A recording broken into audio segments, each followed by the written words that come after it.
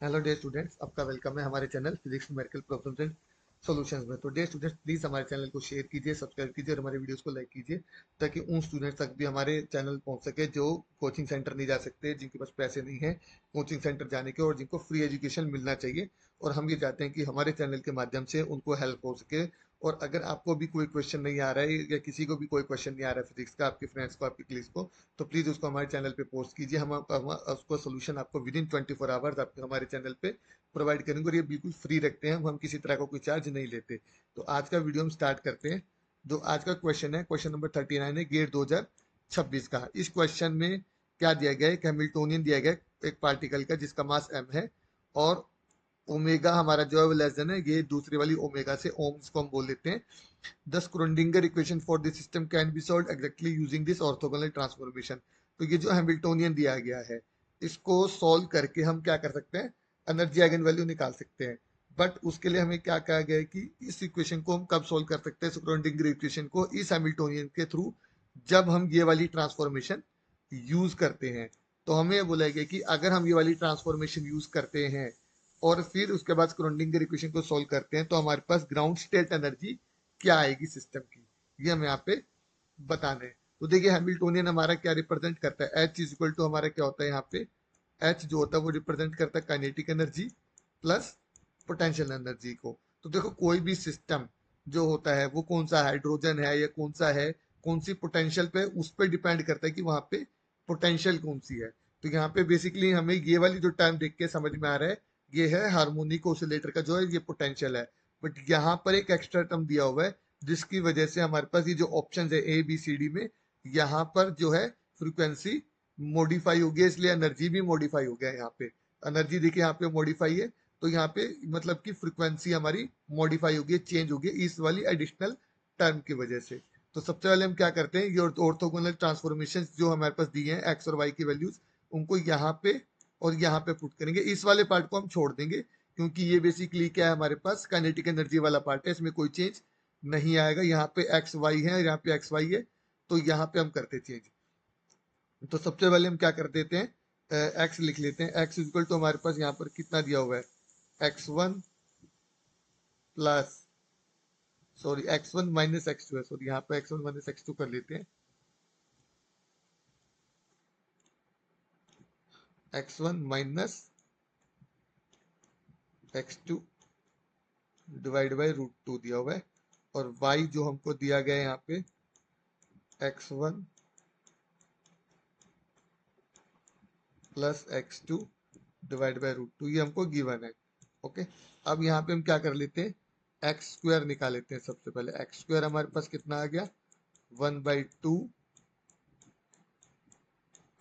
x1 का square plus x2 का square minus 2 x1 x2, ये आ गया। और ऐसे ही हम वाई स्क्वायर निकाल लेते हैं। यहाँ पे ये कितना आ गया? 1/2 x1 स्क्वायर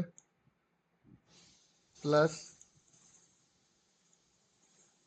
इसको ठीक कर लेते हैं यहाँ पे, ये x2 स्क्वायर आएगा यहाँ पे, ये हो गया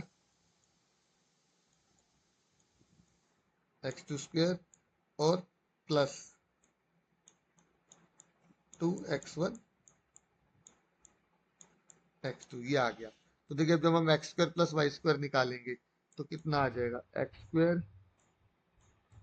प्लस वाई स्क्वायर। तो देखिए, यहाँ पे हमारे पास क्या होगा, ये वाली जो टर्म्स है हमारी कैंसिल हो जाएंगी, और ये जब इनको ऐड करेंगे तो हमारे पास क्या मिल जाएगा? x1 square plus x square, और एक्स वाई कितना आ जाएगा जब मल्टीप्लाई करेंगे हम इन दोनों टर्म्स को? तो यहाँ से आ जाएगा 1/2 x1 square minus x2 square.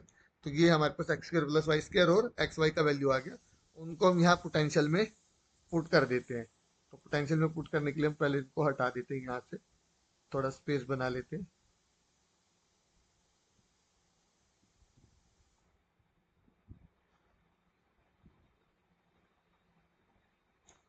Okay, तो अब हमारे पास जो है v यहाँ से हम निकाल लेते हैं। v हमारे पास कितना आ गया, 1/2 m, ये हमारा दूसरा ओमेगा स्क्वायर है। और x square plus Y square को हमने लिख लिया यहाँ पे x1 square plus x2 square. और यहाँ पे हमारे पास आ गया 1/2 m omega square x1 square minus x2 square. तब हम यहाँ क्या करेंगे, x1 वाली टर्म्स को अलग ले लेते हैं और x2 वाली टर्म्स को हम यहाँ पे अलग ले लेते हैं। तो यहाँ से कितना आएगा, 1/2 m, यहाँ आ गया ये ओम वाला omega square minus plus omega square into में ये हमारा ब्रैकेट है ये, और ये हो गया x1 स्क्वायर प्लस में 1/2 m ओम वाला omega square minus omega square, और ये हो गया x2 स्क्वायर। ओके, तो हमारे पास यहाँ पे बेसिकली जो पोटेंशियल है वो यहाँ पे दो हमारे पास अलग अलग पोटेंशियल आ गई।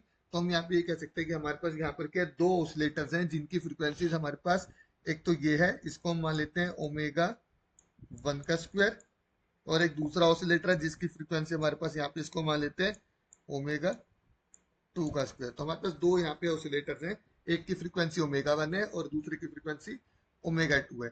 तो जब हमारे पास एक ऑसिलेटर होता है, हमारे पास जो ऑसिलेटर के लिए हमारे पास ग्राउंड स्टेट एनर्जी होती है वो होती है एच क्रॉस ओमेगा बाय 2 होती है, जब हमारे पास एक सिंगल ऑसिलेटर है। बट यहाँ पे हमारे पास दो ऑसिलेटर्स हैं, तो क्या हो जाएगी, एच क्रॉस ओमेगा 1/2 और एच क्रॉस ओमेगा 2/2 हो जाएगी। यहाँ पे डिवाइड में 2 आ जाएगा। तो यहाँ से एच क्रॉस बाय 2 हमने कॉमन ले लिया, और यहाँ पे प्लस में कितना आ जाएगा हमारे पास, ओमेगा स्क्वायर प्लस ये वाला ओमेगा स्क्वायर का under root plus omega square minus omega square under root. तो देखिए यहाँ पर दो अलग अलग फ्रिक्वेंसीज को हमने रूट ले लिया यहाँ पे, देखिए क्योंकि यहाँ पर हमारे पास देखिए ओमेगा 1 का स्क्वायर था, तो इसलिए हमने यहाँ पे ये रूट ले लिया। यहाँ में ओमेगा 2 का स्क्वायर था, इसलिए यहाँ पे हमने रूट ले लिया। तो हमारे पास देखिए जो करेक्ट ऑप्शन आ गया वो कौन सा आ गया, ये वाला आ गया यहाँ पे। तो आई होप स्टूडेंट्स आपको ये समझ में आया होगा कि किस तरह से हमने यहाँ पे पोटेंशियल को मॉडिफाई किया है। ओके, तो बेसिकली हमें यहाँ से क्या मिला है, हमारे यहाँ से क्या मिला है कि जो मॉडिफाइड फ्रीक्वेंसीज होती है उसका फॉर्मूला क्या होता है। अगर हमारे पास इस तरह से क्वेश्चन है तो उसमें मॉडिफाइड जो ये वाली टर्म अगर आती है, तो हमारे पास मॉडिफाइड फ्रीक्वेंसीज का जो फॉर्मूला होता है वो होता है ओमेगा स्क्वायर, जो ये वाला ओमेगा स्क्वायर हमारे पास है, प्लस माइनस में हम क्या ले लेते हैं, यहाँ पे ये लेमडा ले लेते हैं। अगर हमारे पास लेमडा क्या है, यहाँ पे ये ओमेगा स्क्वायर है। ओके, लैम्डा क्या है हमारे पास, अगर हमारे पास जो एडिशनल टर्म है वो क्या है, M X Y, lambda M X Y है। अगर हमारे पास additional term lambda M X Y है, तो शॉर्ट ट्रिक से हम क्या करेंगे, जो हमारे पास मॉडिफाइड फ्रीक्वेंसी आएगी दोनों ऑसिलेटर्स के लिए, वो क्या आएगी, ओमेगा स्क्वायर, ये जो हमारा ओरिजिनल है, प्लस माइनस लैम्डा। तो यहाँ पे लैम्डा हमारे पास ओमेगा है, तो यहाँ पे क्या आ जाएगी, ओमेगा स्क्वायर प्लस माइनस ये वाला ओमेगा स्क्वायर। तो ये हमारे पास ओरिजिनल फ्रीक्वेंसीज आ जाएंगी दो अलग अलग, जिनका हमने यहाँ पे यूज किया है। तो ये जो ओरिजिनल फ्रीक्वेंसीज होंगी क्या होगी, हमारे पास अलग अलग आ जाएंगी और ये स्क्वायर वाले में आएंगी। तो जब इनका रूट लोगे तो आप ये ओरिजिनल फ्रीक्वेंसी आ जाएंगी, ये हमारे पास स्क्वायर की फॉर्म में आएंगी, जो original frequency modified original frequencies आएंगी, मॉडिफाइड जो फ्रीक्वेंसीज आएंगी। तो आई होप स्टूडेंट्स आपको ये समझ में आया होगा कि फुल इस तरीके से करना है, और अगर आपने मॉडिफाई करना है तो वो इस तरीके से करना है, अगर डिटेल्ड सॉल्यूशन करना है तो इस तरीके से, और शॉर्ट ट्रिक करनी है तो वो इस तरीके से आएंगी। तो स्टूडेंट्स प्लीज हमारे चैनल को शेयर कीजिए, सब्सक्राइब कीजिए और हमारी वीडियोस को लाइक करें ताकि सभी को हेल्प हो सके।